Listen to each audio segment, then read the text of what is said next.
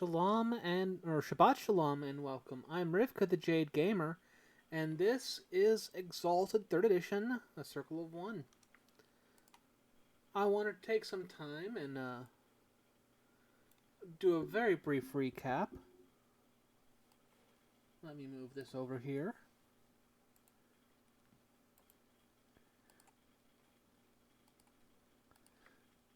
Last week, we began our adventure in Udra, a small town where we encountered Lord Vayu. Lord Vayu is a storm god who is very, very youthful and exuberant, shall we say. And he had refused to continue to do his job. His job being, of course, to chase the wind.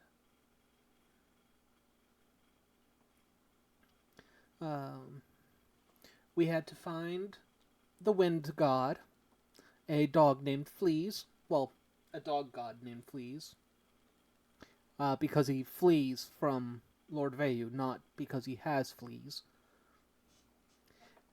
And we were able to get the two of them paired back again, and Lord Vayu went on his way. Chandra, the mentor that I have, wonderfully come into contact with. He's the one who assigned me this job. Says that it's time for us to begin our 10,000 paths to heaven. And so we need to begin to train. We rolled and we saw that martial arts training is the next thing along our way.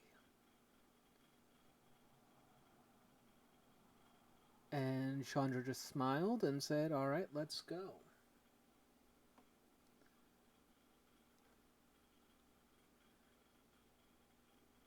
We're going to begin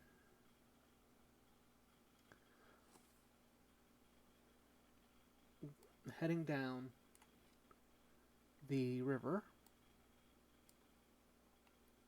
in a boat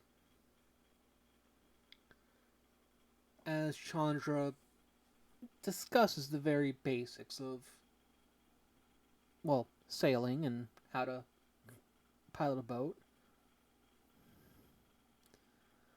Now, of course, the most important thing to remember is as you come to this nice little fork, or conjoiner, whichever way you're going, you're going to want to,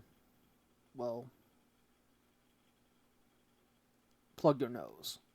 Know how to swim? And his boat vanishes.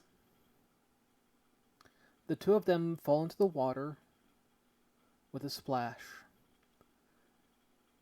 As Drifting Lotus tries to scramble to get to the shore, she feels a hand wrap around her ankle, and Chandra drags her down underneath the water towards the floor of the river, well, the riverbed. And then a light just fills the area around her. A creature, large and imposing. A lion. A strange lion, but a lion. Just nods at the two of them as Chandra continues to drag Drifting Lotus. Alright, so we're going to have to get you key to some of the heavenly gates. This one is just one of my favorites. I always like swimming.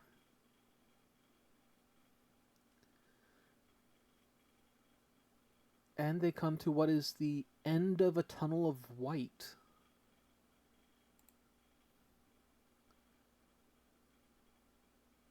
And they find themselves in an inn or hotel. They are in the auberge.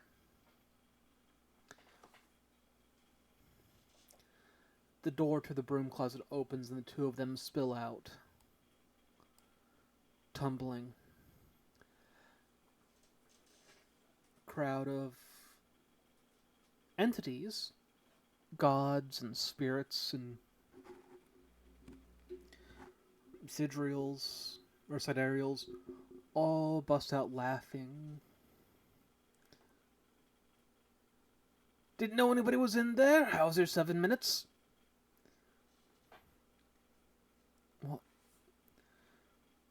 What? Drifting Lotus asked, confused. She was still having trouble parsing everything, coming to terms with how her life had changed. It's a joke, girl. 7 minutes in heaven. It's a game that people play. Go into a closet, mostly kids. You know, they get two people in their group and put them into a closet and they're supposed to make out. Never... No. I've never heard of it. Well, since we're in heaven, they thought they would, make a joke. Oh.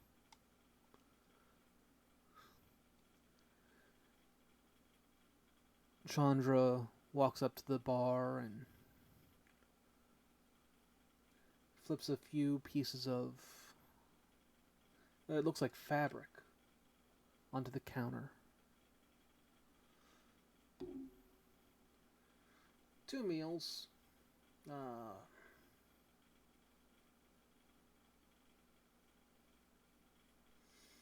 Yeah, she's gonna need some protein, so just whatever you have on hand. Right away, sir. A servant or an employee of the auberge says, rushing off into the kitchen to prepare a light meal heavy on protein. Let's take a look.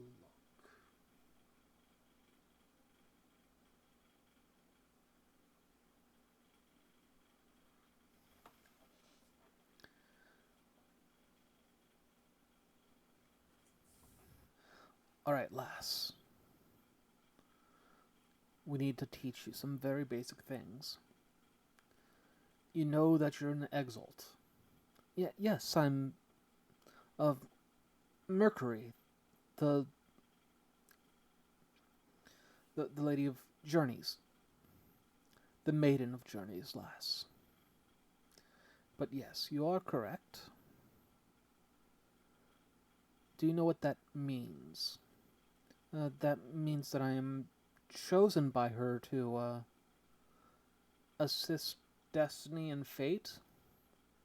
Right. So you're now an employee of the Bureau of Journey, or Bureau of Destiny. Congratulations. You have a job within the celestial bureaucracy. You're in the Division of Journeys. So you are actually in charge of making sure that people start their paths. And you just kind of ease things over for them if things are trying to interfere with that path. So like Lord Vayu, he wasn't continuing along the journey that he was supposed to make. And so I had to get him to restart the journey. Yes, that's part of it. But it's a little bit more. Like I said, there's that boy who is supposed to become a general. Well, he's not there yet. He's going to be born in about 35 years or so. And he's going to become a general, and he's going to play a larger part in the battles to come. You will meet him again, I'm sure. 35 years, that's a long time. I mean, I'll be in my 50s. Yes, and you won't look a day older. You're a god. In some ways. You have a longer life than most. I myself am 1,412 years old. And I'm still young for our kind. Ah! Yes! I love a good baked fish. The waitstaff sets 2 plates out. It is, as Chandra said, baked fish, delicate pink meat, resembling a salmon, but it had a fruity flavor to it, almost like raspberries. A bowl of rice, and a small glass of tea.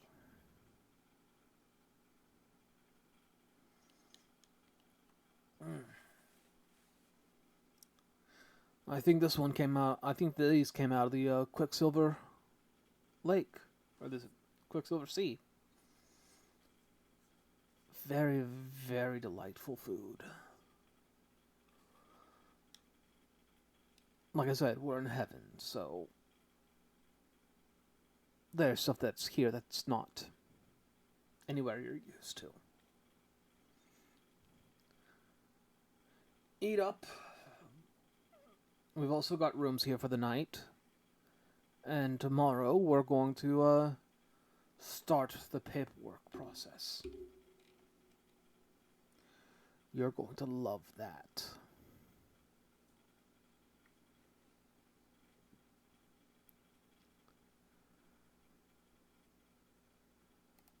The night continued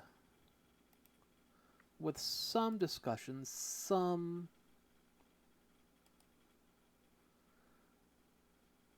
introductions, but I forgot to make a roll real quick.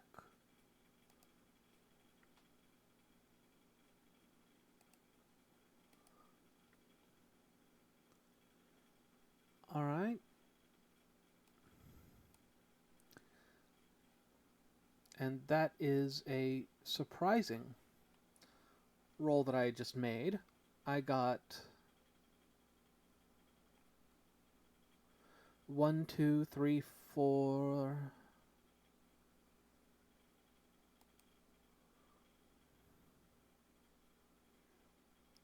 Okay, that is 4 successes. Why did it come up as 5?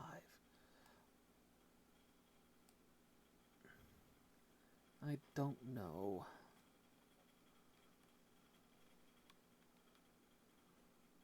Alright, so that didn't actually bring up a clue.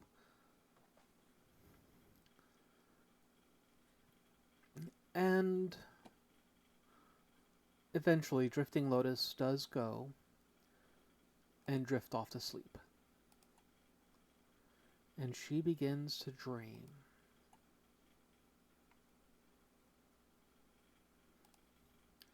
What does she dream about, my friends? That's what we need to see.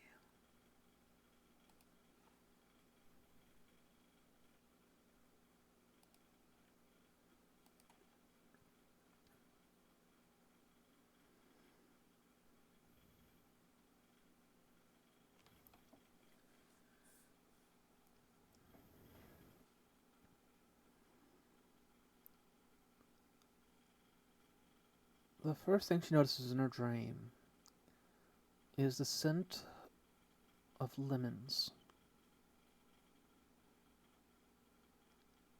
Lemons and lime. It's a very, very citrus scent hanging around her as she walks through a garden.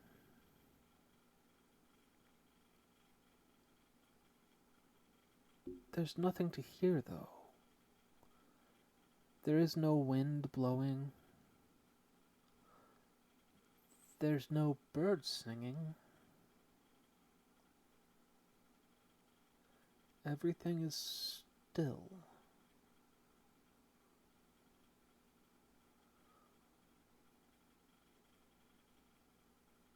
It does eventually catch her eye that everything is still.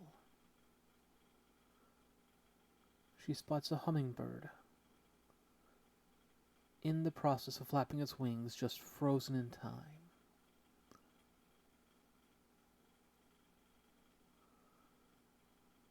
Frozen in time, everything but her.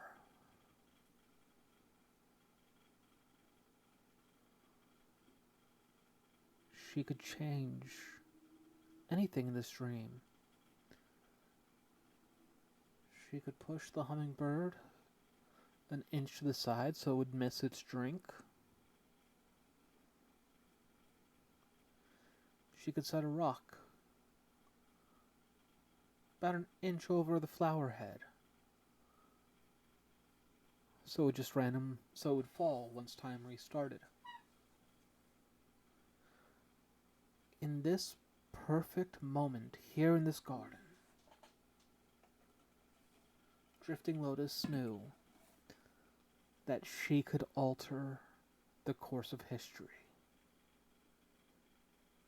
And she woke up refreshed. And when you wake up from a dream, you do get one of your willpower, or wake up from a night's rest, you get one of your willpower back, which is good.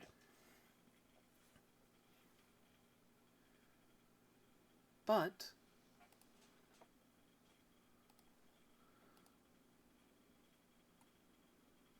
she recovers not just one willpower.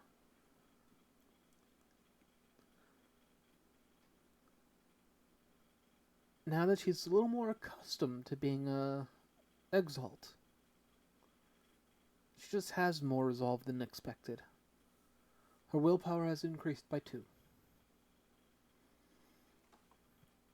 Because that's what happens after you Exalt.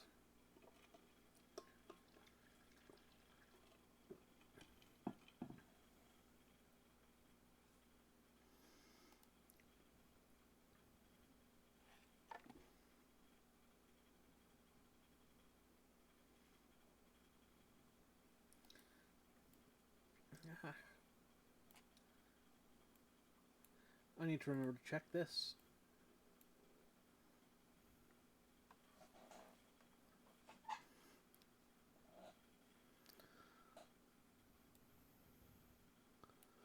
Alright, this here is the Lunargent Ecological Protectorate.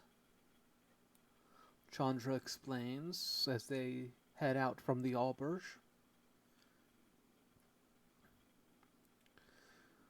There are a few things of interest here.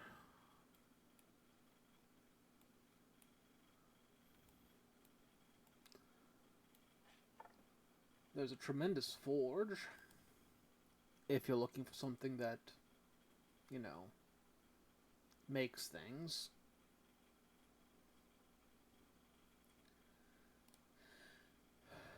At one point it was called the Primal Forge. Now it is referred to as the Dwemer Forge. It was once created by the first Masters of Heaven, before we took our place.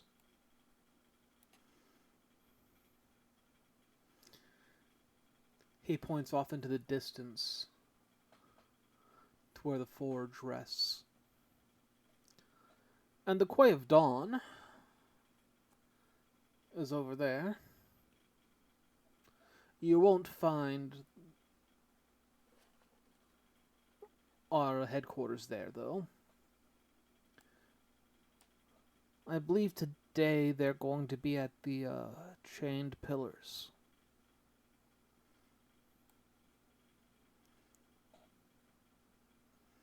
Alright, this way.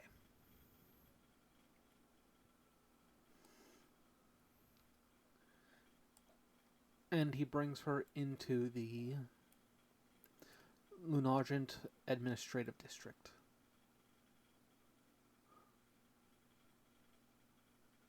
No, sorry. The Pangean Bureaucratic District. Lunargent Ecological Protectorate, the Pangean Bureaucratic District.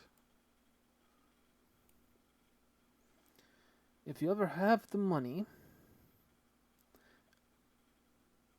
and you are willing to take the time, the Baths of Venus are fantastic. Well prepared, beautiful use of your time.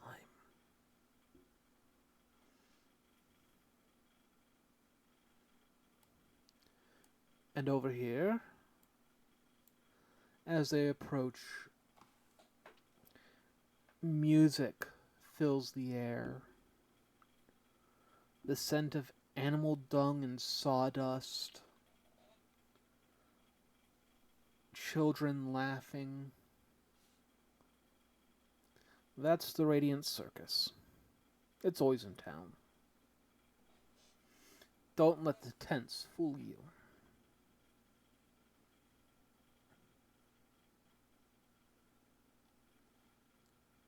We must press on, though. No time to dilly-dally. Into the central metropolitan zone.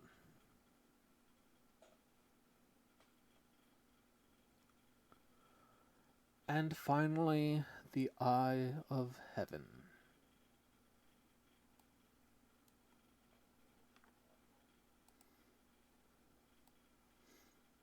I can't sing.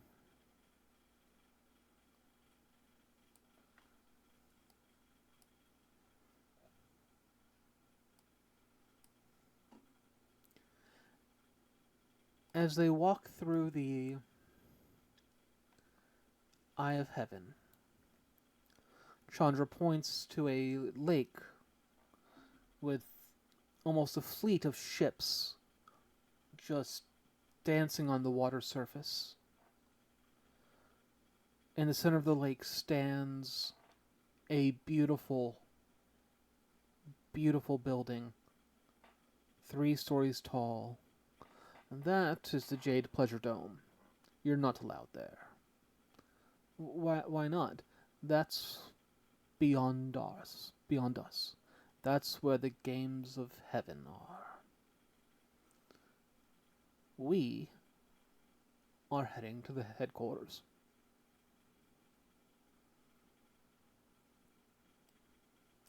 And it is the second tallest building that actually draws them in. Alright. Let's see. Chandra looks at his wrist. His tongue moves around his teeth, almost as if he's trying to clean them. Alright, we have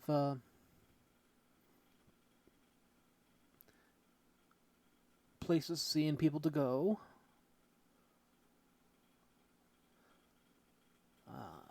If you start filling out paperwork over there, that will get you your stipend set up. And, you know, your badge and registration forms and all that.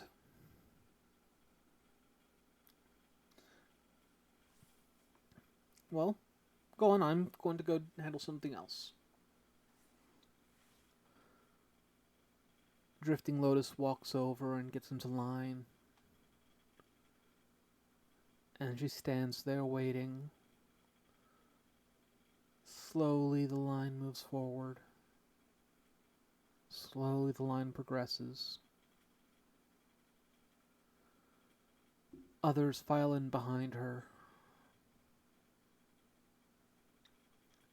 There are gods just walking about here.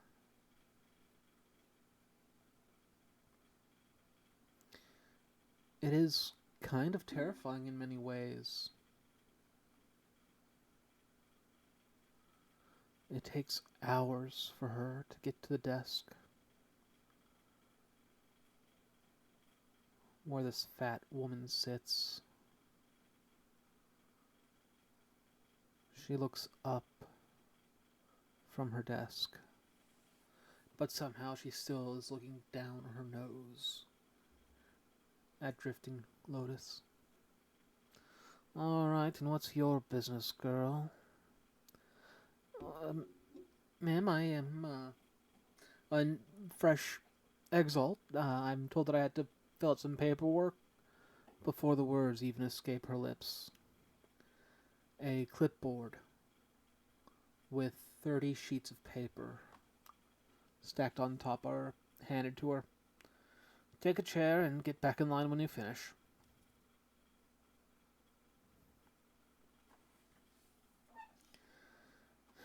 And Drifting Lotus begins to fill out the paperwork.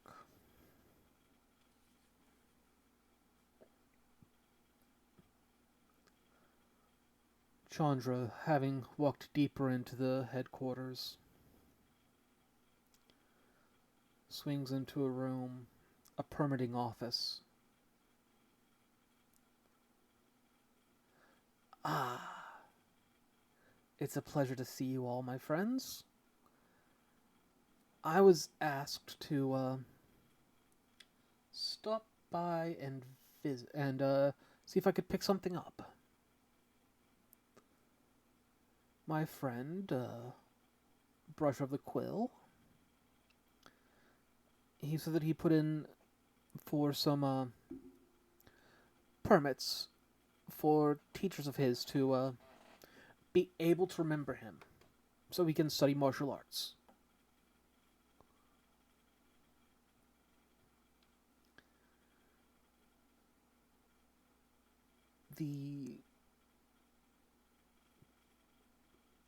The Kenku at the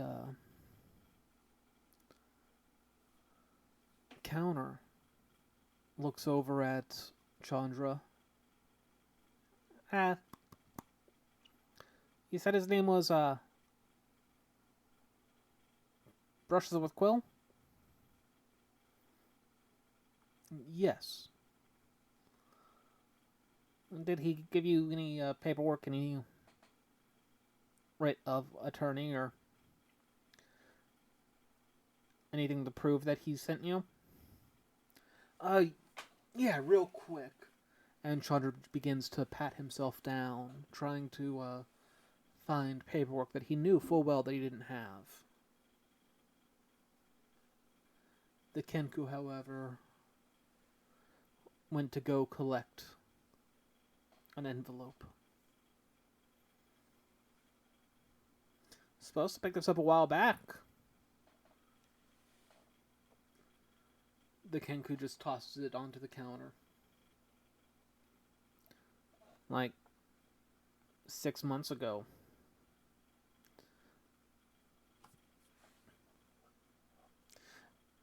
Yes, dreadful sorry about that. You know how things are.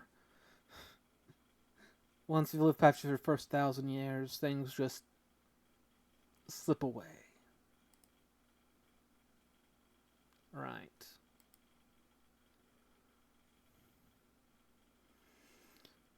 Well, 2 permission slips. People to break the arcane fate.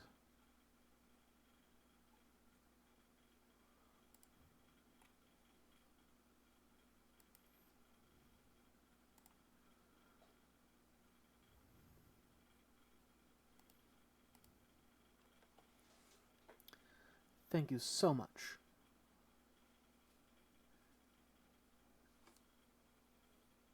Chandra doesn't even open the envelope before heading out.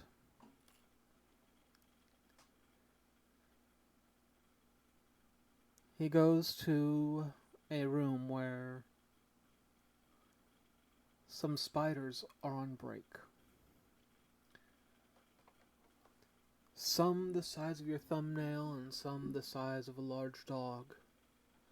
These spiders of a brilliant green color sit and talk about the nature of existence itself.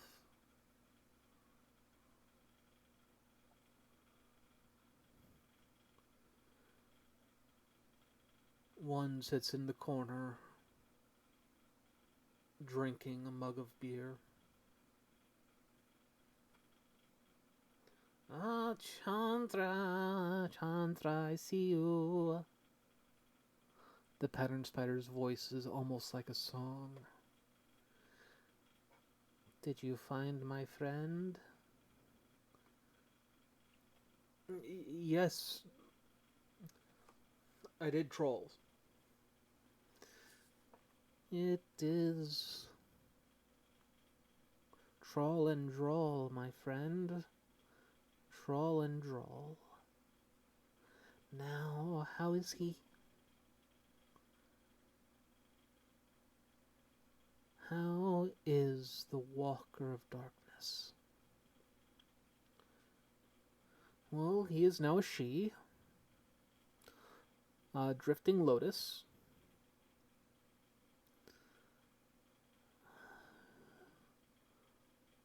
Walker in Shadow. It'll be good to see him again.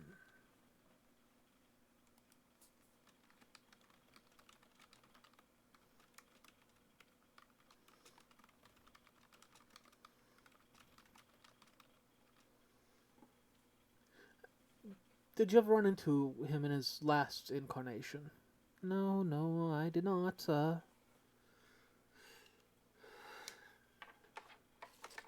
Was just a little too busy here.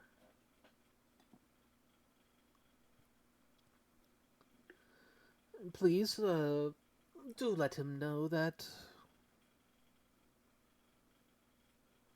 I'm looking forward to our reacquaintance. I am very eager.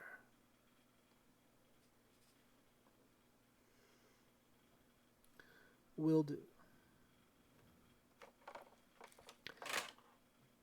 Is there anything we should be aware of?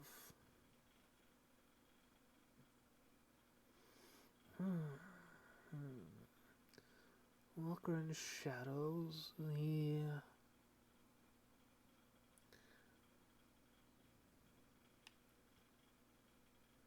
Yes. Yes. A midnight stroll on the 42nd day after his exaltation.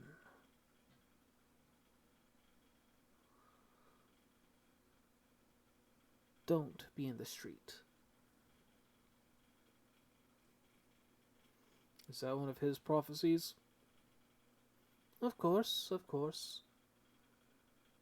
One of his prophecies that I have ensured is woven.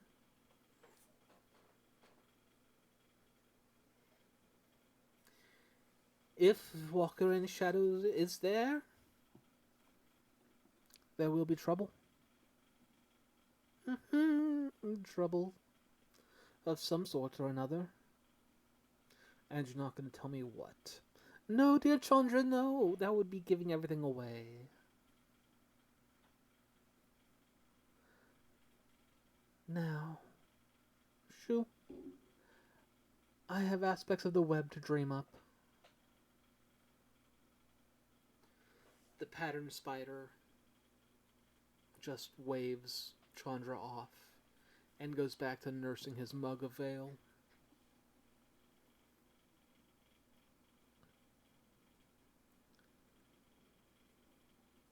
Drifting Lotus returns to the line.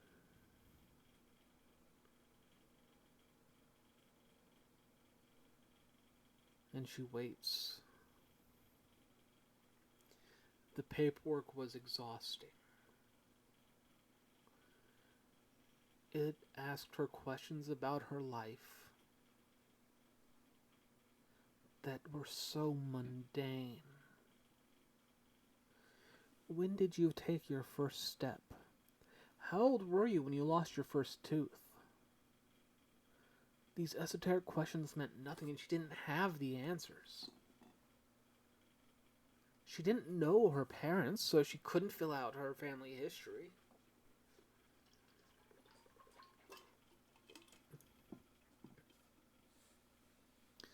She didn't know any of her past lives.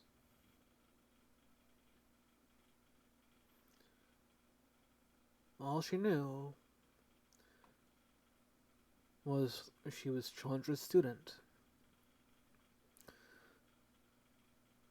And she'd gotten 2 out of the 30 pages filled out.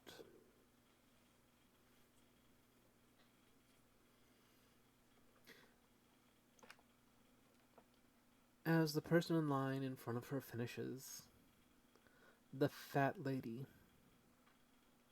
looks up with a grin, her smile lighting her eyes.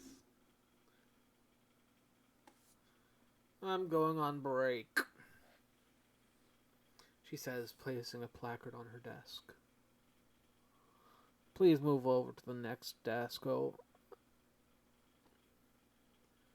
and the line begins to shift and move.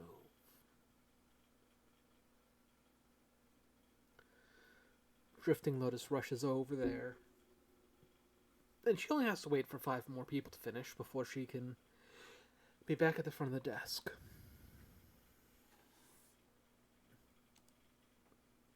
There's only so much that I can put down on here. You see, I don't know I didn't ask your family history, the tender this time said. The paperwork is just about my history. It's about my life story.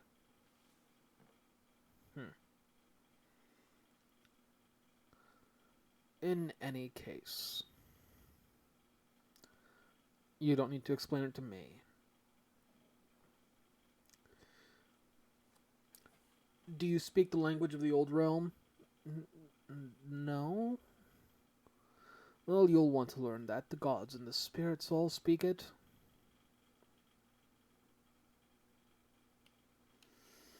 Alright, so you are initiate in the Department of Journeys. And here is your stipend.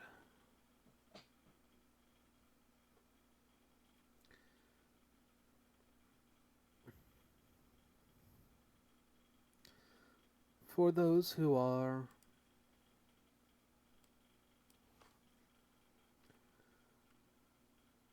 curious about the way the mechanics of this are working, some of the merits that I purchased at the very beginning of the game, I had set aside as locked. They were not applicable to my character because she was not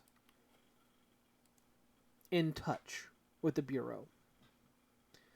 Now she has the backing merit, 2 dots for the Bureau of Destiny. She is going to learn Old Realm fairly quickly. She is a linguist. And she has resources 2 in pay. And of course, a 3-dot Pattern Spider familiar.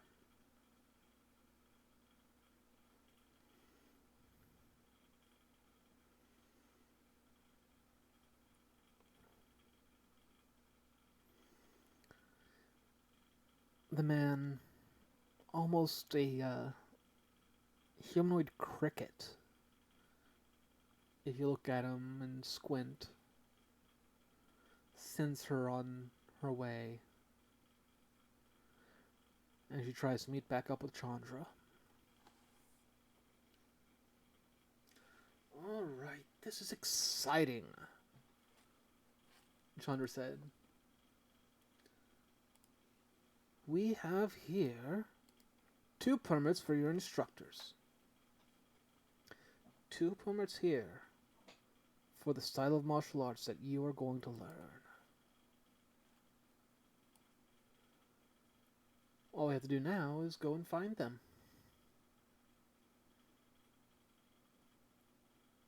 What do you mean, find them?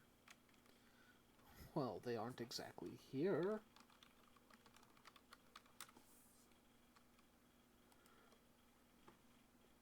But go ahead. Open it up. Open it up. What are their names?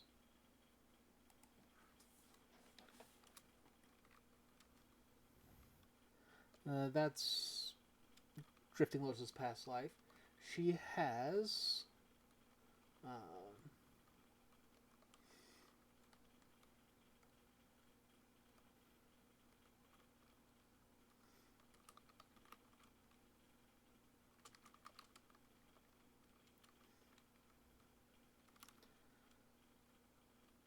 It is.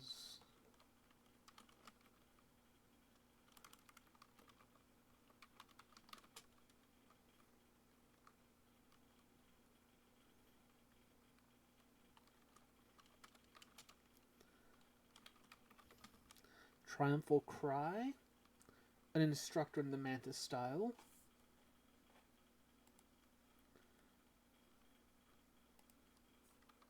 And Icy Pinion, who is going to teach her, who is approved to teach the Righteous Devil style.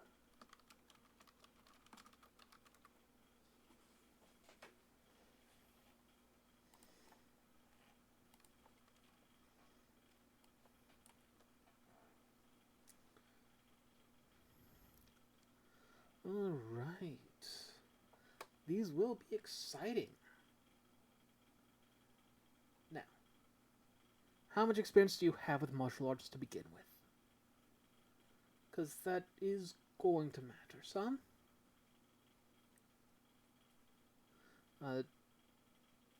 None. It wasn't necessary for my... well, anything.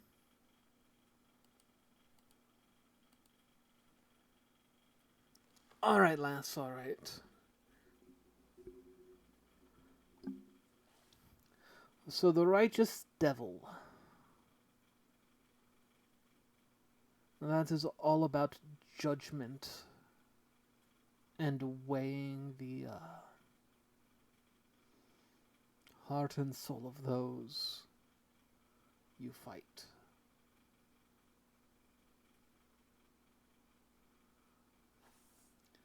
That's going to be quite interesting for you to learn. It's not a common one, actually. I wonder why it was approved. In any case, it is a simple enough one to learn. Even at your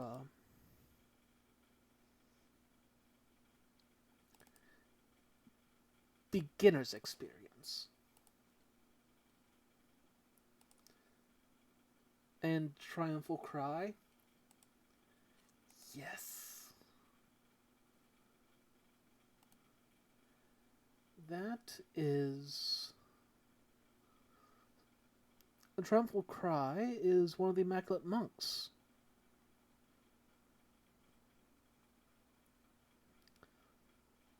We're going to have to find out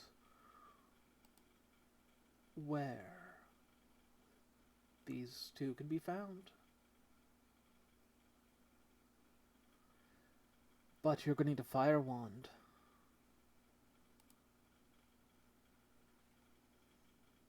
Yes.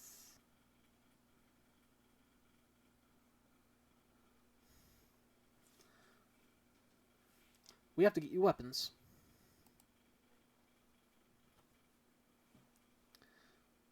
Come along. You've got your stipend, right? Yes, I do. I don't know how much it's going to give. I don't recognize some of this currency. The ambrosia, yes. Yes, you wouldn't know that.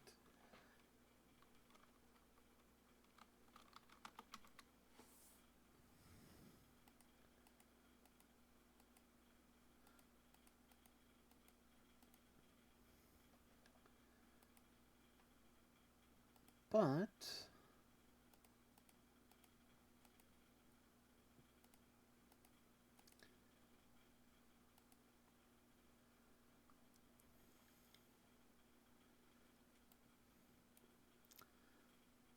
They travel down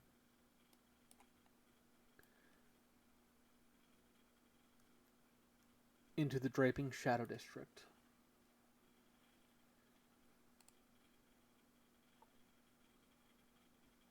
This district,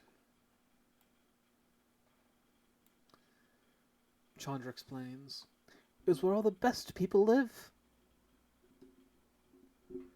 And it's where we can find things that are more uncommon than common.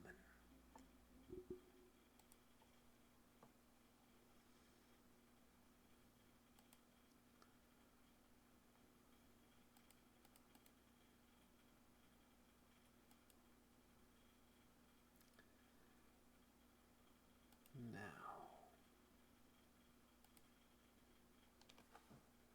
let's see what we can find.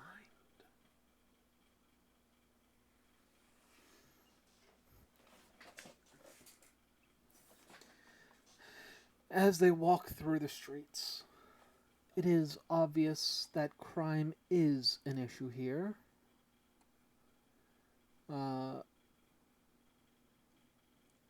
Opiates and cocaine are for sale. There are people drunk in the streets. It's a little depressing at first. But they find the bazaar and they begin poring over the different weapons.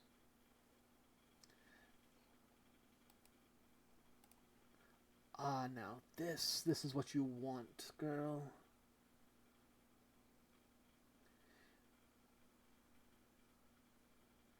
He picks up a fire wand.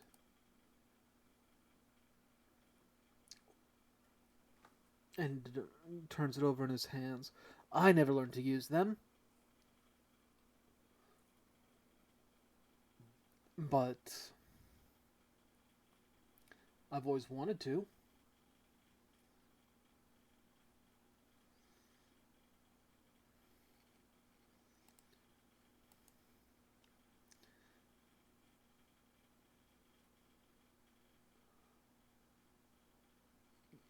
What can you tell me about this weapon, good man?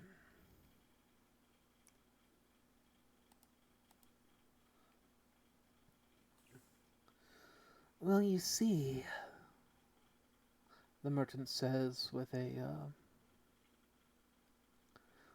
serpentine, silky voice. This... Well, you need to use fire dust to shoot it off. You'll find it in the southern deserts. It's where it is naturally occurring.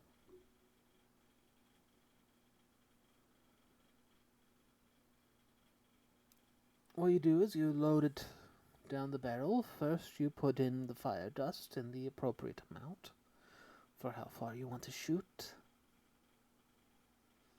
Then you put in a wad of paper.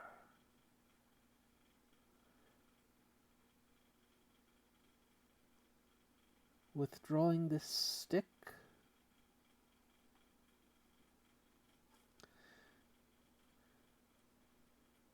you push a ball of lead into it,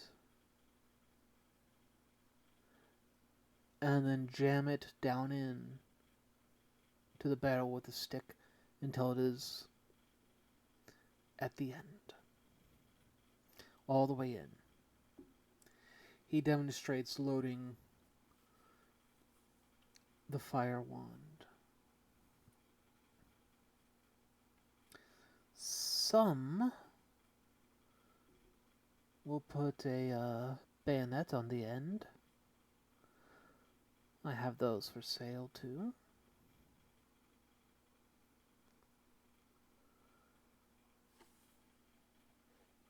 It's a very nice weapon. I think you'll like it.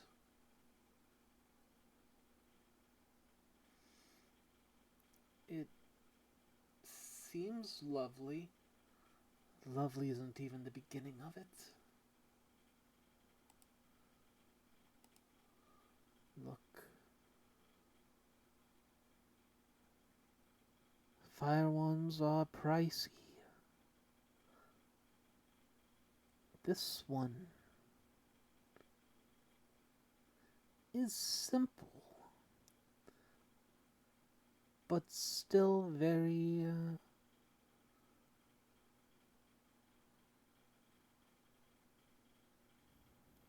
well, judging from your dress, young lady, I doubt that you have the funds for it.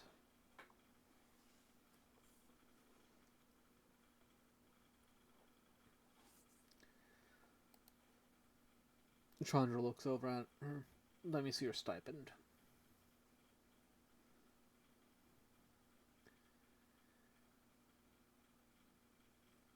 He pours out a small, the meager contents of her bag. They're not even giving you starting wages yet.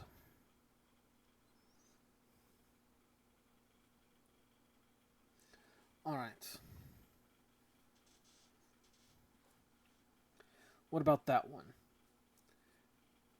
He points over towards a smaller fire wand. This one, the merchant grins. Ah, slightly more simple to use. It still requires individual loading, but this one can be used with one hand. It's called a flame piece. These are used by the Southern Cavalry to be shot from horseback. Well then.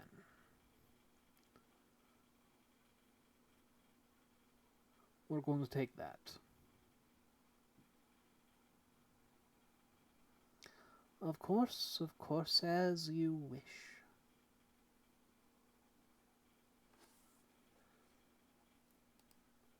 I have no fire dust to sell you, though. You'll have to go to the south to get that.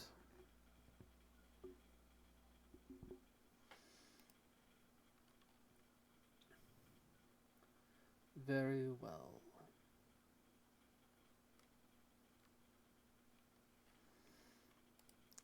So we have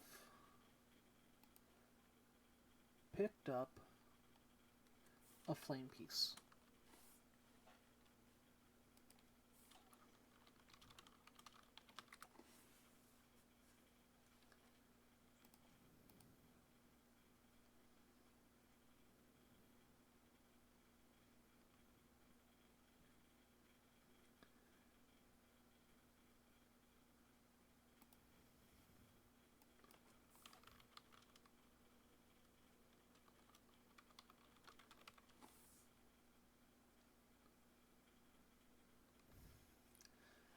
Now,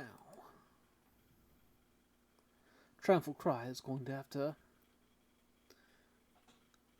show you the different weapons for the Mantis style.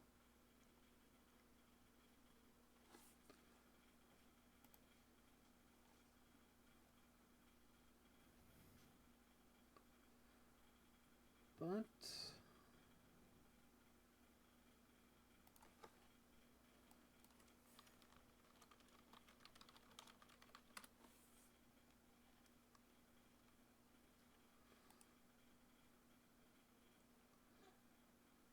that's going to require going to the realm.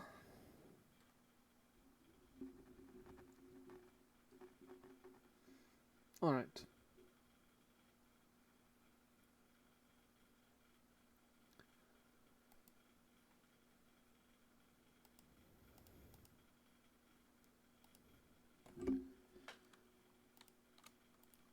Where to first?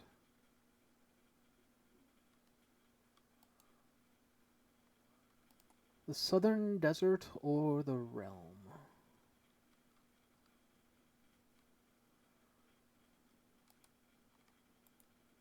Very interesting question. Very interesting question indeed.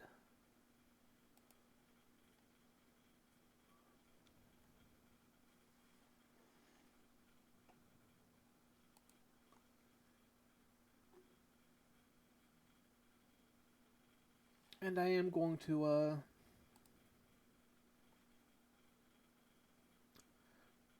turn to you, Nova.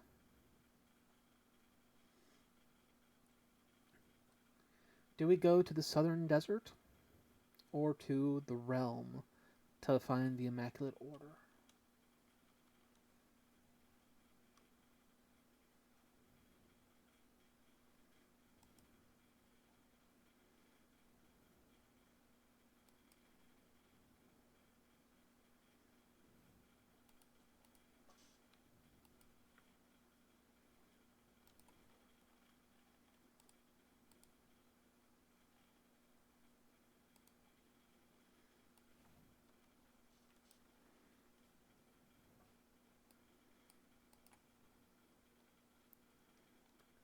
While I wait, I'm going to take a look at the book because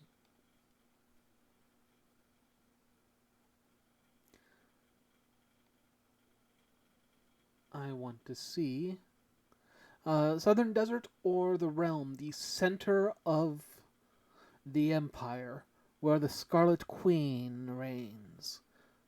The dragon-blooded case hunt down. Well, they don't hunt down. There are no solar exalts there. It is the very heart of where mankind cast down the gods of the last age.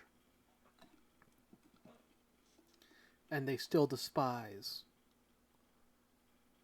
the anathema who rise up again.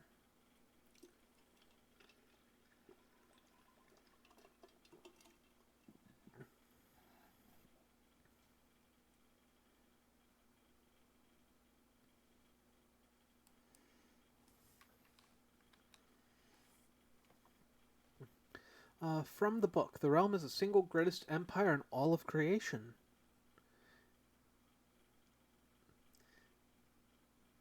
Under the guidance of the Scarlet Empress, the realm forces its will on the threshold, smashing all opposition and bending conquered nations and demands to its satraps. The realm's legions are the greatest military force in the face of the world, led by 10,000 dragon-blooded, commanding countless mortal soldiers in both the legions themselves and the armies of the subjugated client states.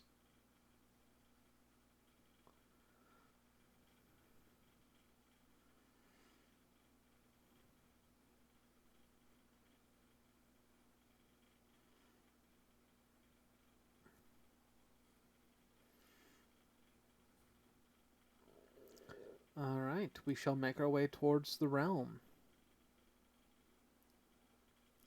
Because we need to meet up with Triumphal Cry.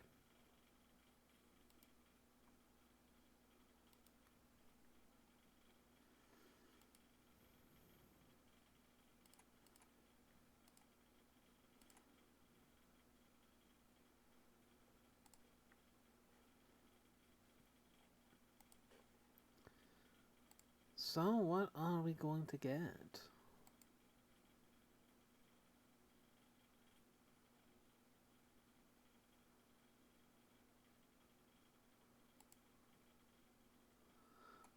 Okay. Along our way to find the heavenly gate that will lead us into the realm.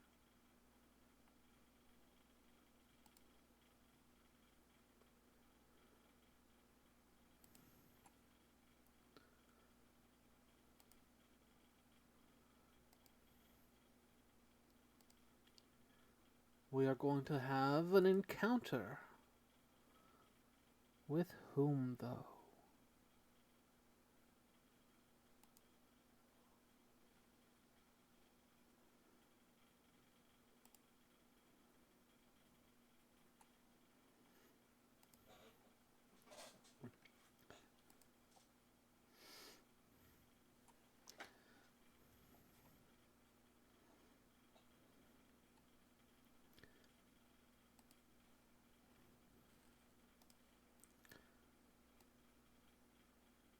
Oh, that's not ominous.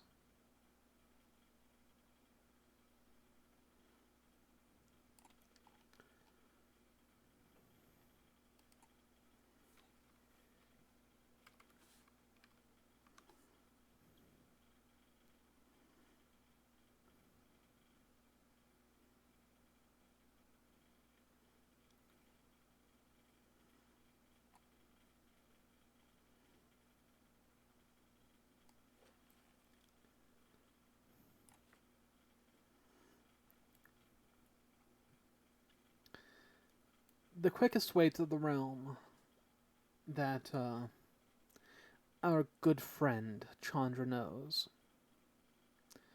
is down in the Iron Anklet, a district that is... No, never mind, that's not true. That's a different encounter entirely. It is in the Shattered Faience district, where they have to get onto what looks like a catamaran that's floating on the side of the plateau.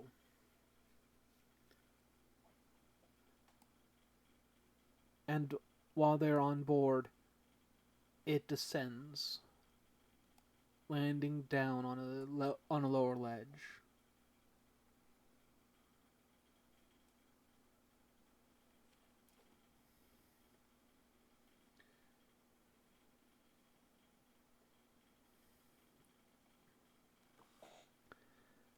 As they walk towards the Temple of the Wood Dragon,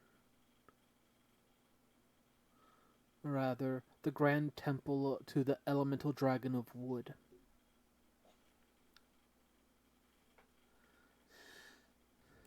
let's make a test. Abilities, awareness.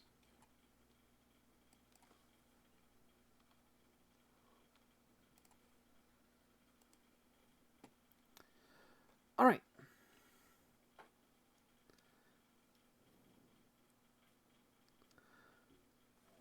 As they walk along the path, weaving through this overgrown district where vines and trees have broken through the stone tile floors, houses have been ripped into pieces. Drifting Lotus mutters, I think we're being followed. I don't know what it is.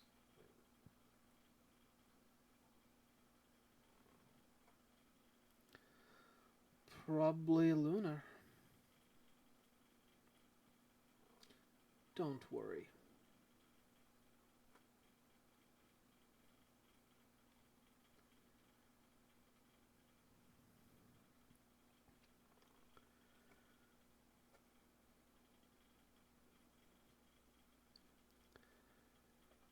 And no sooner did Chandra say that than he disappeared. Just walking into the woods, leaving Drifting Lotus alone on the path.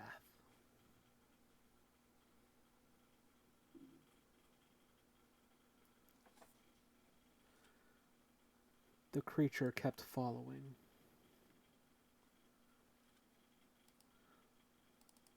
Following and pacing. She could catch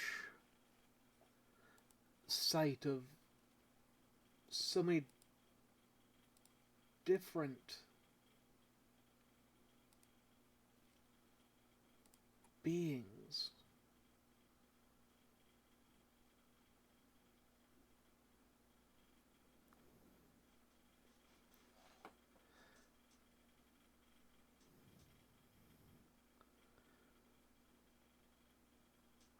But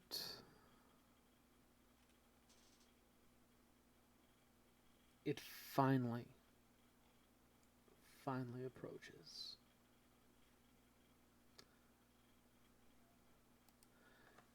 And let's get a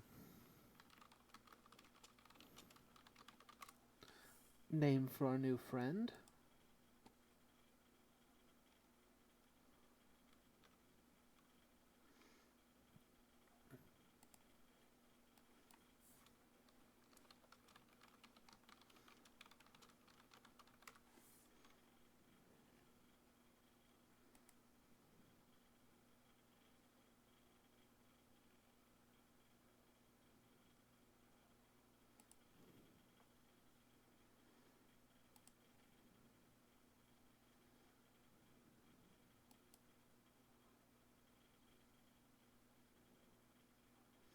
Hmm.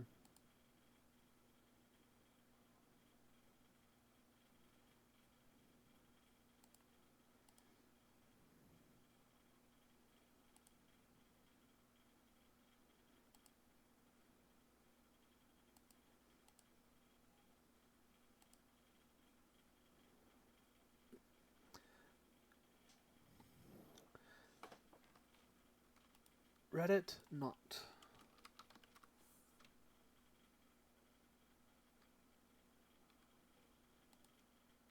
R-E-D-A-T. What does that mean?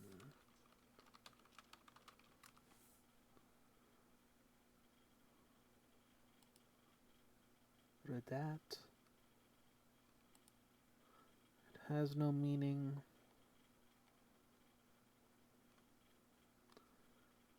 But redact to draw up or frame.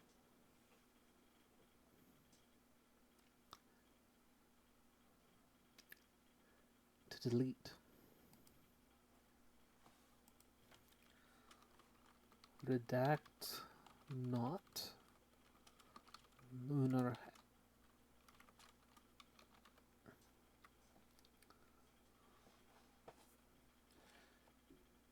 Who are you?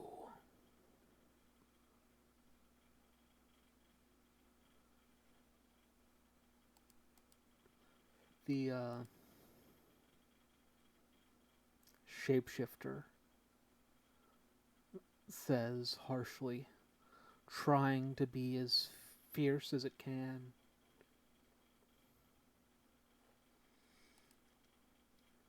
Unfortunately for it, its spirit shape is that of a sheep.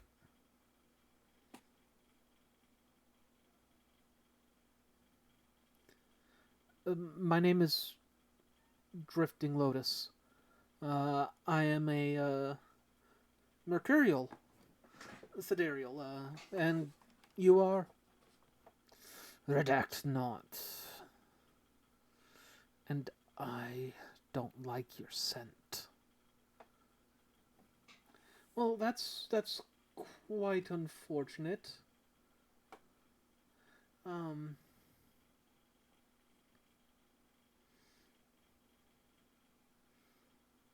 let's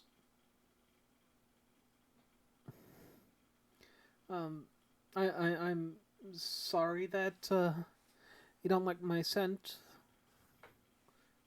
Do I need to go take a bath or?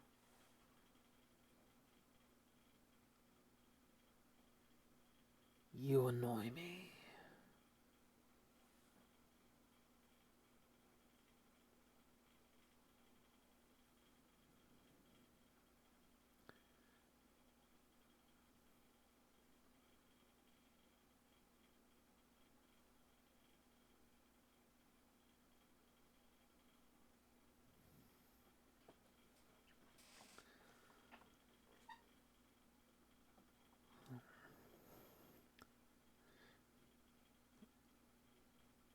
Let's see. How do we want to? All right.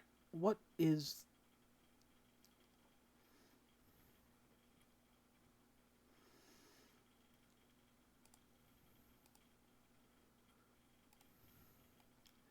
Let's get an idea on what it is specifically that Redact Not doesn't like.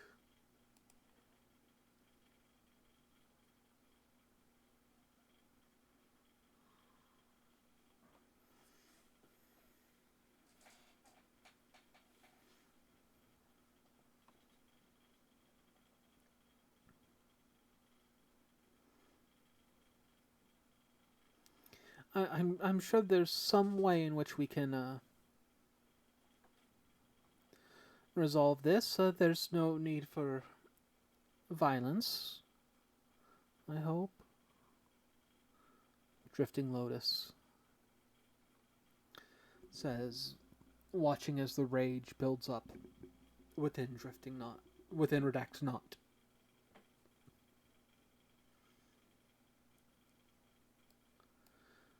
There must be something that you desire for.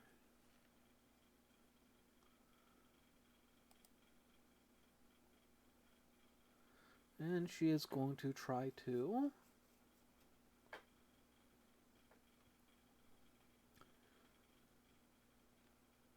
read the intentions of Redact Not. See if I can learn a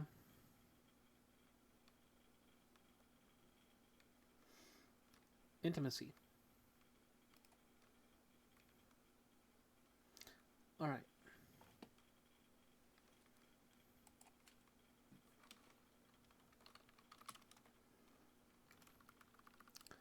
So, analytical rotation is what I got from the open-ended question. So, analytical rotation, that sounds like something mechanical that needs to be manipulated.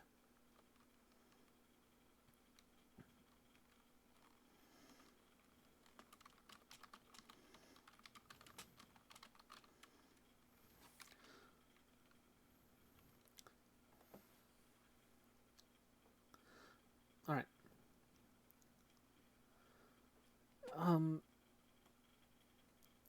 There's a reason why you're here. Perhaps I can help you find what you're looking for.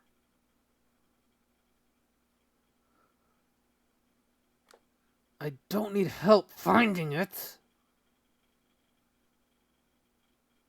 Okay, you don't need help finding it. Accessing it, perhaps? We're going to try social influence.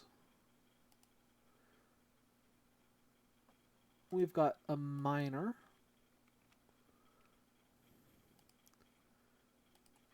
And actually, I just realized something.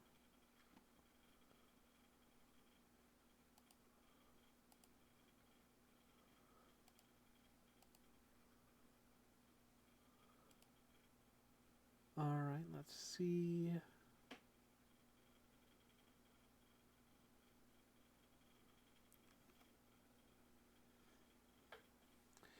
Mercury with air, involving spirits associated with our element. Alright.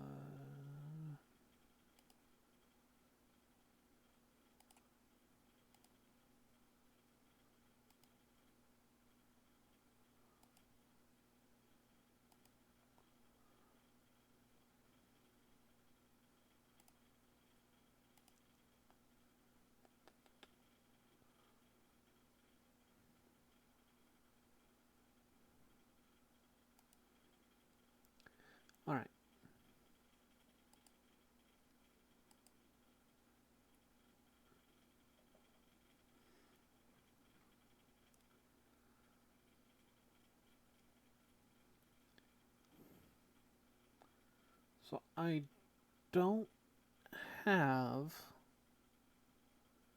the charm that I was thinking I might have, but it makes sense because, you know, I was looking at stuff that I'm going to have to learn.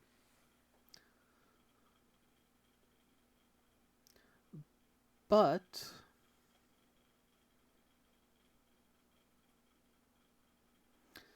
Redact Not is trying to weigh whether or not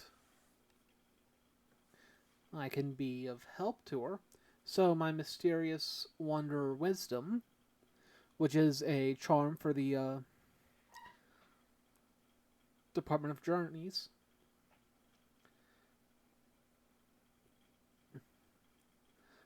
anyone evaluating potential guides, crew, passengers, or other companions assumes that she has knowledge useful to the journey, and it counts as a minor tie.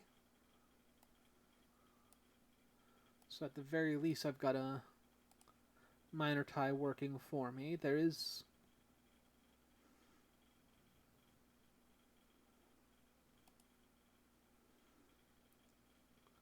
opposed. So let's see.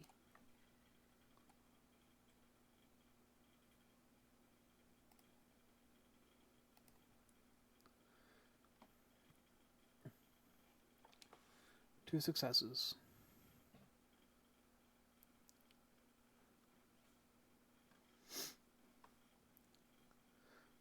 I don't see why you would think that you could be of help. It'd be... Just, what is the problem? Perhaps there is something I can do to help. We never know unless we try to figure it out.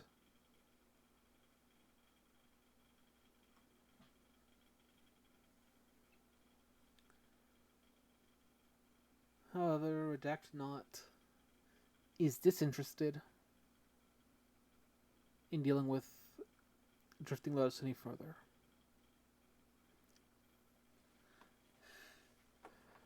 So that is going to be going onto the back burner.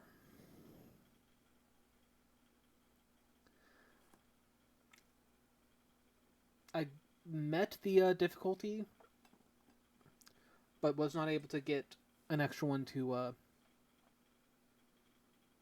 help out this time. But that is an NPC I can meet with again later.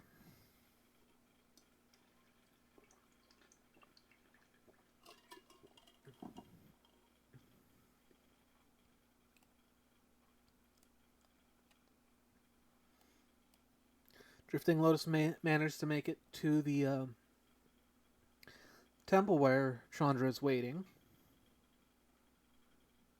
See? Nothing to worry about, lass. Come on. We've got an order to find.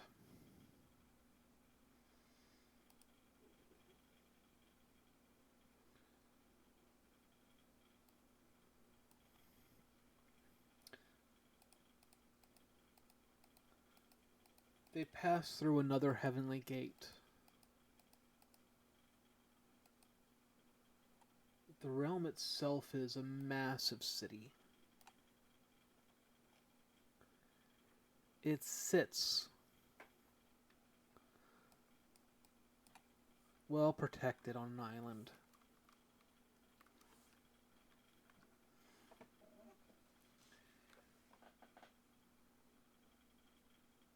And as soon as they have passed through the heavenly gate,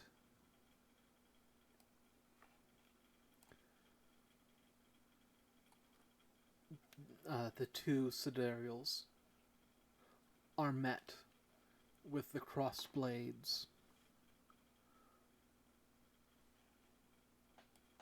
of two dragon-blooded.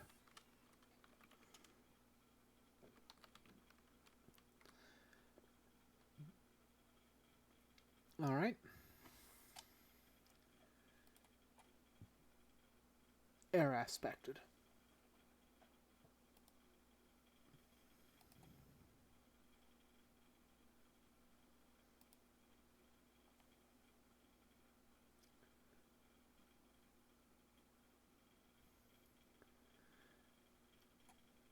They are armed with chakram, ready to quickly slice at the throats of the two newcomers.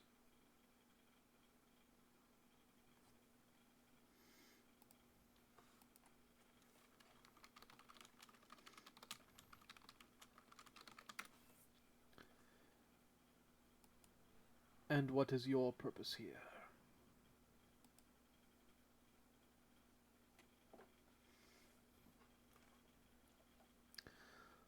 Oh, you know, we're just passing through, Chandra says, looking over at the two. We're just drifters, you know. completely forgettable. No reason to think about it.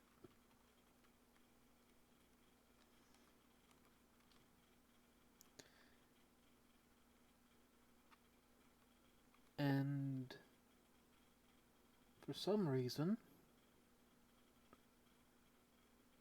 they let him through.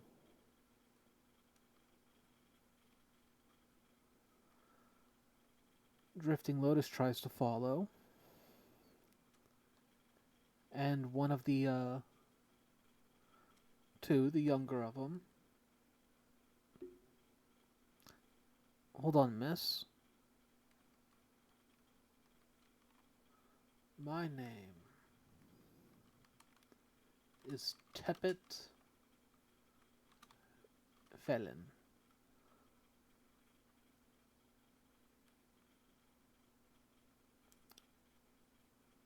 Your friend seems to think that you are easily forgettable, but I can tell you that you are not.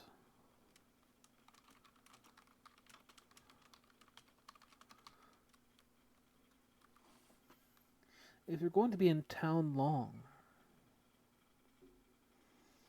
perhaps you would join me for dinner.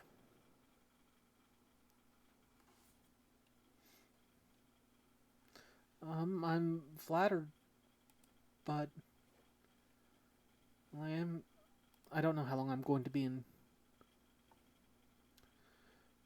Yeah, she'll go with you. Come along, Lotus.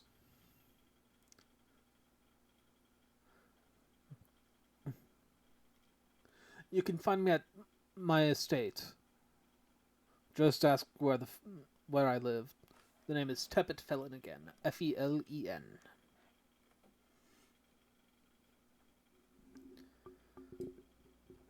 Drifting Lotus was uncertain.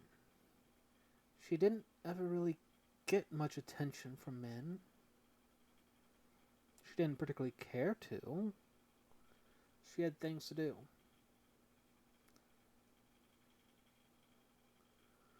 You're not going to that dinner. Why not? You said that I was. He's not going to remember you. What do you mean? Why wouldn't he remember me? Because you're going to live for 1,000 years. We don't want people to remember and be able to identify generation after generation a fate worker. So, people forget you.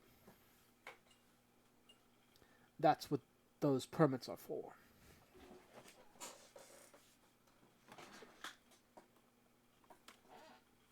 You will be forgotten.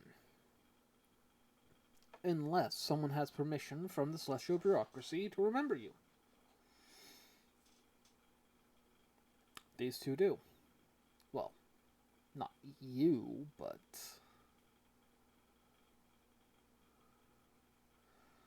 Stroke of the Brush, who you now are inheriting the permits from. He's dead. Wait, what? Just come along.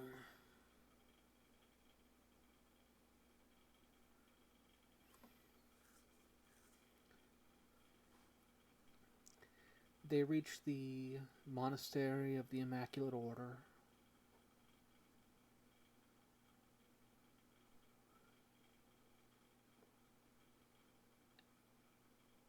And approach.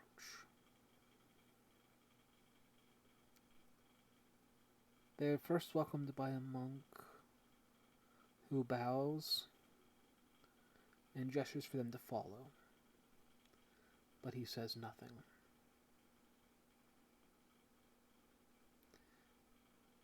He guides them into the monastery.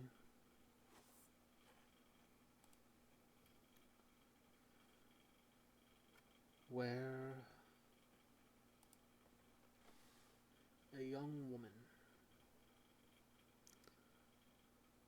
well, more like a little girl, maybe 13 years of age, sits, her book open, Alright, and state your business with the Immaculate Order.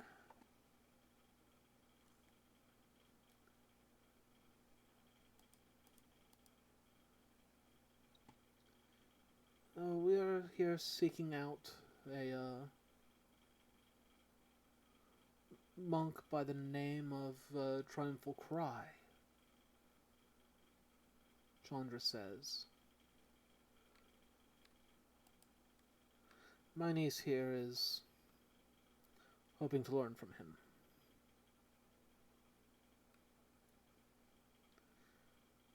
I know Triumphal Cry. He does not take students.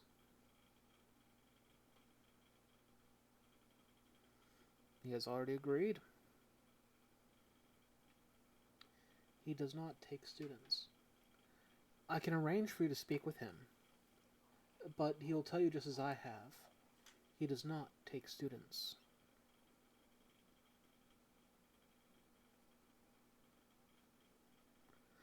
Let's meet with him.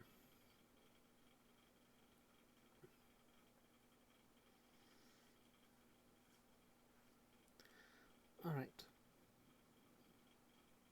This way.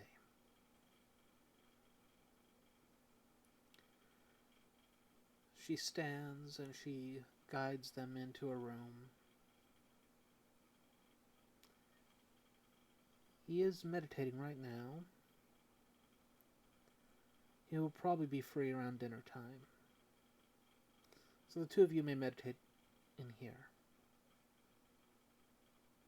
Would you care for some incense? No, that won't be necessary.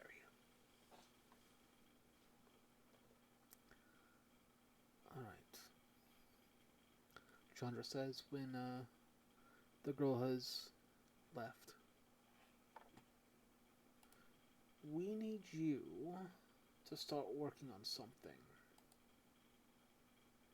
And it's not going to be too difficult,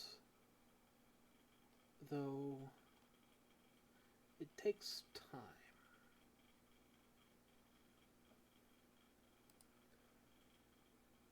And, you know, you've never done it before. And what is it that I'm supposed to be doing? Oh, you're going to create yourself a resplendent destiny. It's basically a mask. It makes people believe you are what you say you are.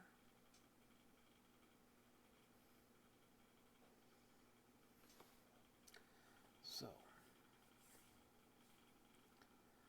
what do you use for divinations? I know in your file that you are thaumaturge.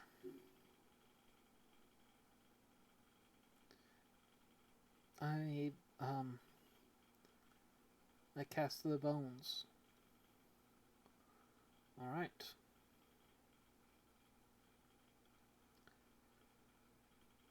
Let's begin.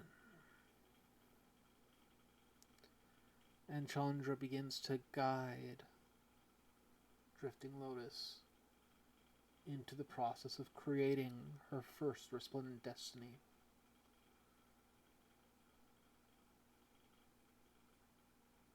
It is almost like a cover identity, but it's less filled out, less real.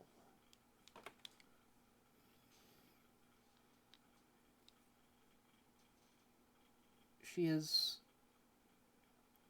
not somebody to stand out once she's dressed herself in this identity.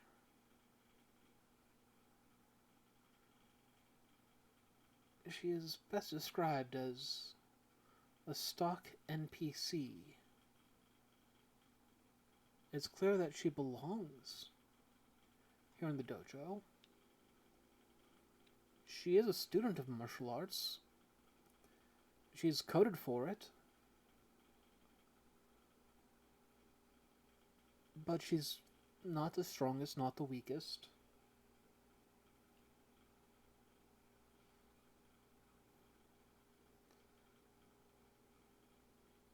But she belongs. It takes an hour to put this mask on. Creating it.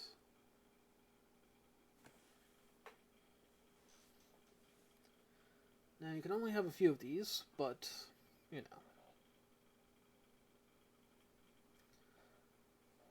A student of martial arts is an important one to learn.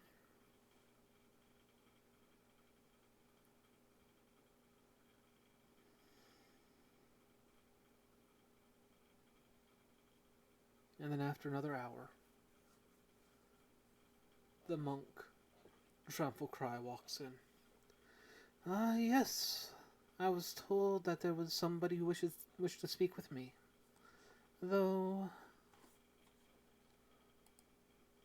our good friend Miss Kima could not remember who, or what you wanted to speak to me about. It is no concern, we're easily forgettable, Chandra says.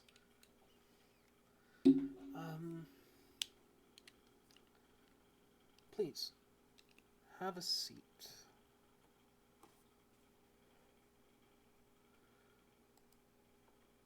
My niece here would like to, study the Mantis School of Martial Arts and honestly get to know the Immaculate Order better. We were hoping that we could pry you for some answers.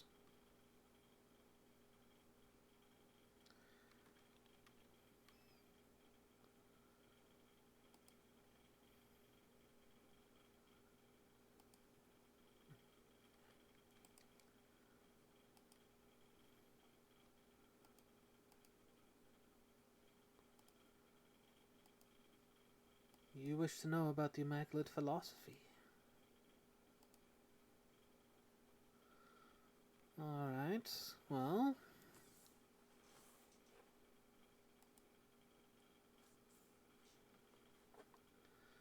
let's see.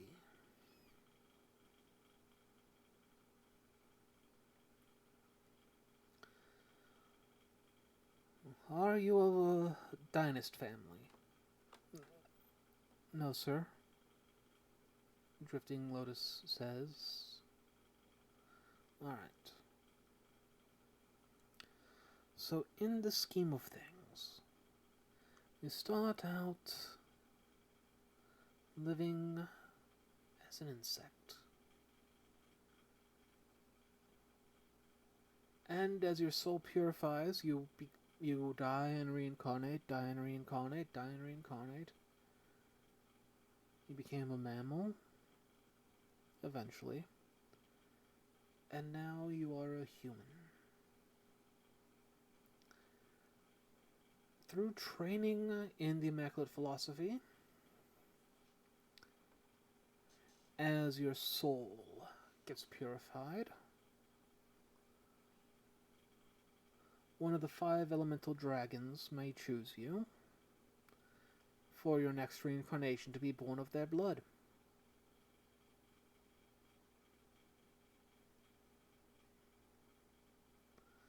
And then you'll be born into a dynast family.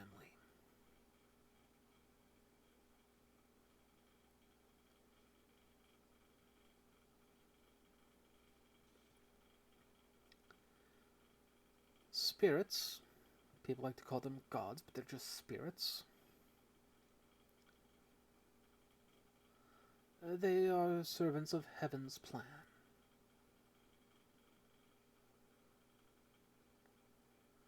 Those who demand worship are tyrants, con artists, and tricksters. The 5 elemental dragons and their children are the only ones worthy of worship.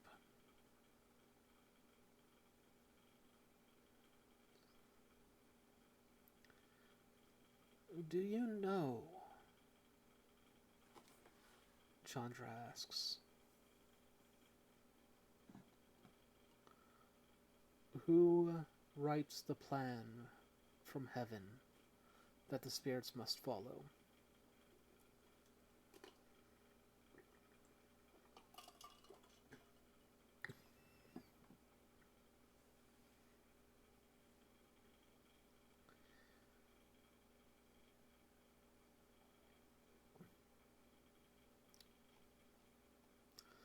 They're like the Dynas of the Dragon-Blooded, but not quite.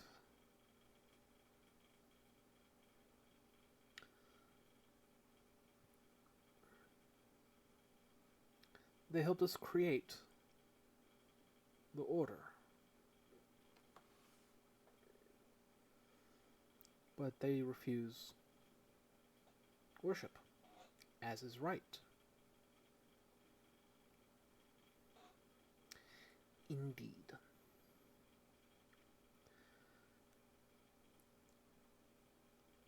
I am one of these beings.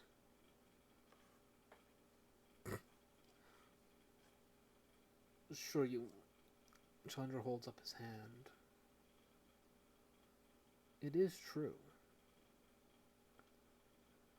And my niece here, she is of my dynast. And she needs to learn the Immaculate Philosophy, and she must learn to defend herself.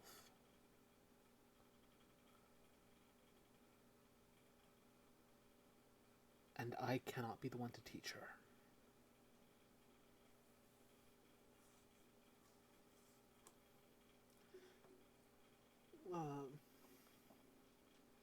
Drifting Lotus, will you hand me that envelope that contains permits?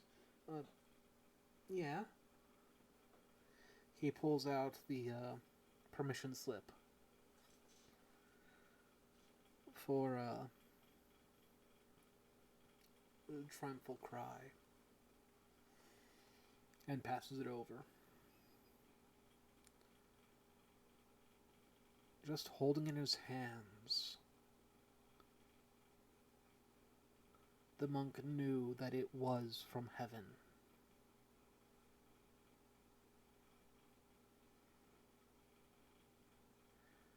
He began to read it. It was written in the Old Realm, a language that he spoke.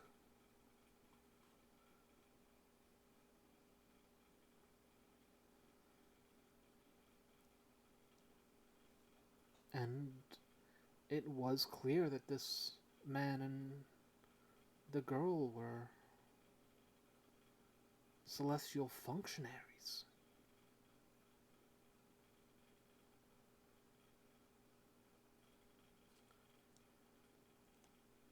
And here he was being given the opportunity to teach one of them.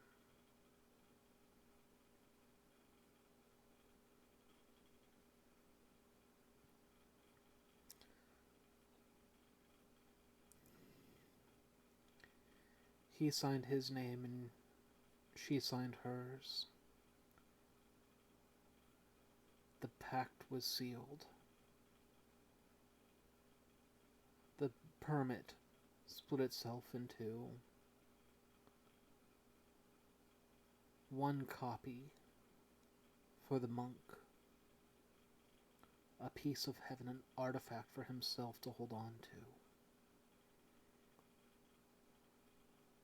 and the other copy whisked off quickly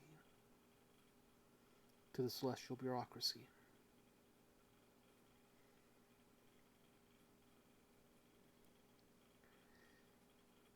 I suppose we should begin.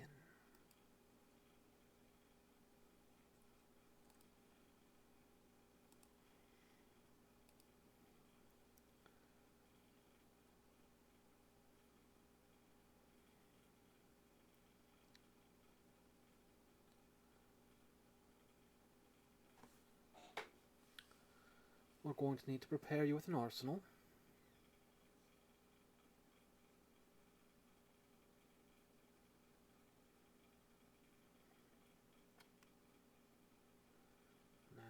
to begin there.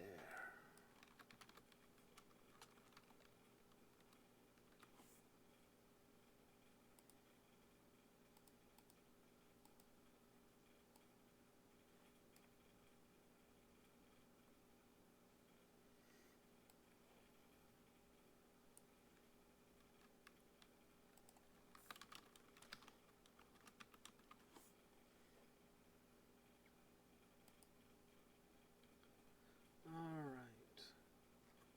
As far as weapons go,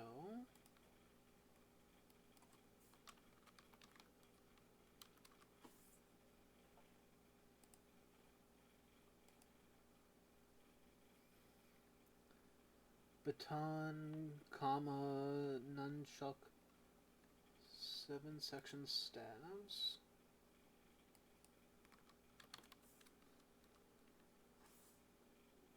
Okay, that one's a cost 2 as well.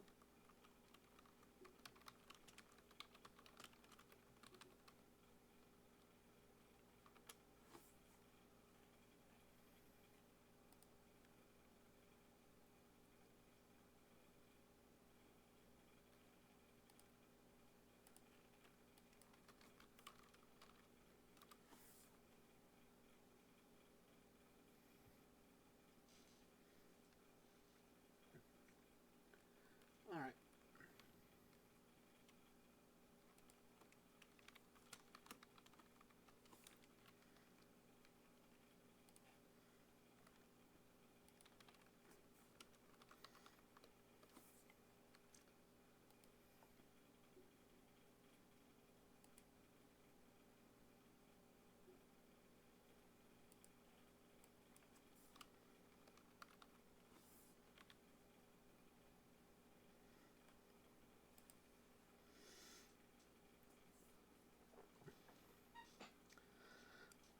The triumphal cry will guide her and lead her to her room, where she'll be staying with some of the other students.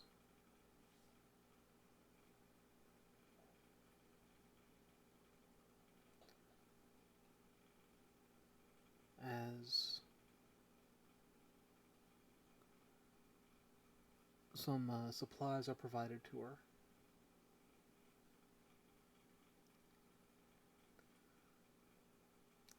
She is given 2 batons.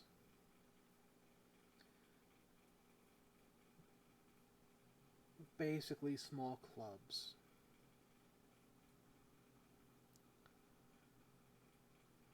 2 war fans. And a 7-section staff. The staff actually had 12 sections to it, but that didn't matter. It's still called a 7-section staff. These are the weapons that you are to learn.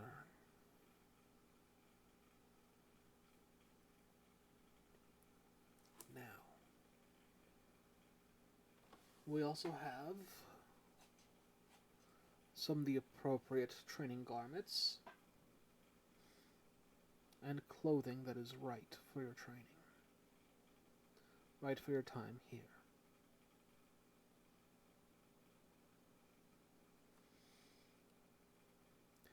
I understand that I probably do not have 15 years with you at this point in time. I am already an old man. I do not think I have 15 years with anyone at this point.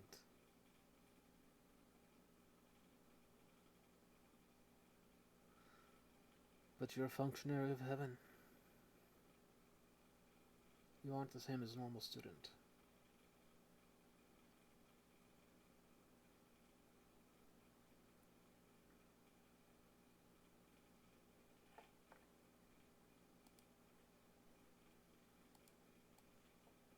Yeah. Why? Why? How did that happen?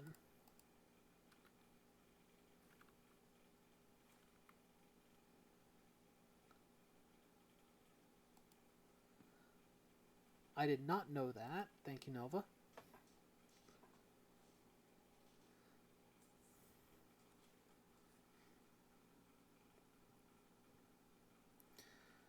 But I am sure that there are things that we will do to overcome that.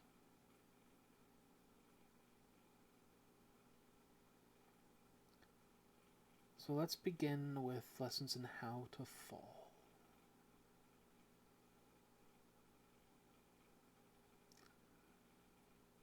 And I do think here's a good place to end for the night. At least with this story.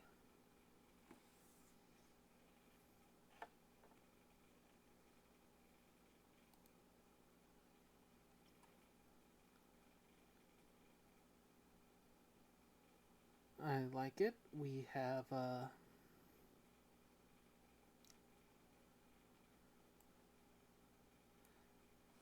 started our training in martial arts. I will get some maps and some stuff ready for next week.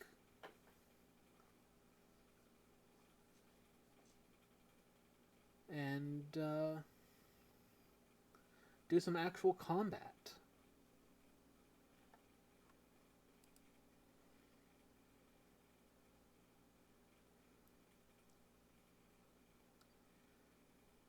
In the meantime,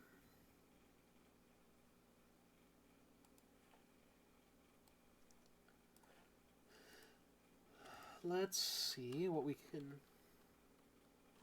do here.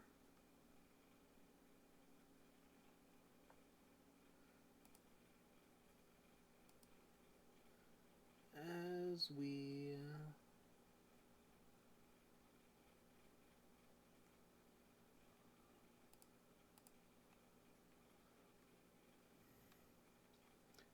move things along.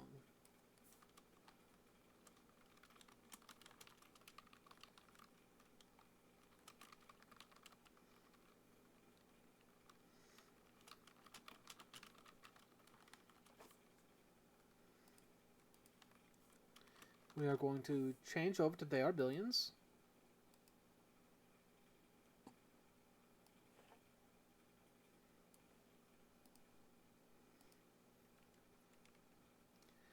And try to beat this obnoxious level.